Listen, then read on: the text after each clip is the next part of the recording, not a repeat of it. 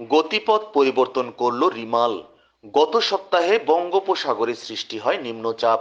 শনিবার দুপুরে এটি গভীর নিম্নচাপে রূপ নেয়। এরপর সন্ধ্যায় রূপ নেয় ঘূর্ণিঝড়ে। রবিবার ২৬ মে সকালে এটি পরিণত হয় প্রবল ঘূর্ণিঝড়ে।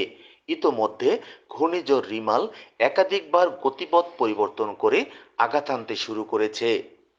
সন্ধ্যা ৬টার পর বাংলাদেশ ও ভারতের উপকূল অতিক্রম করতে শুরু করেছে।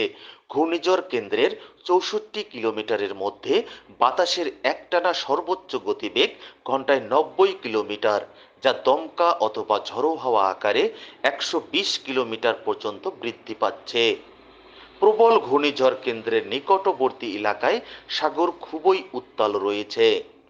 প্রবল ঘূর্ণিঝড় রিমাল উত্তর দিকে সরছে এবং এটি আরও উত্তরে অগ্রসর হচ্ছে।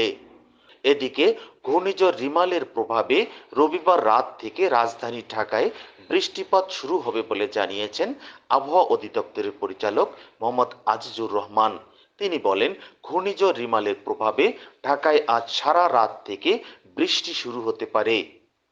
রবিবার দুপুরে আবহাওয়া অধিদপ্তরের ঝড় সতর্কীকরণ কেন্দ্রের সভাকক্ষে আয়োজিত এক জরুরি ব্রিফিংয়ে তিনি কথা বলেন।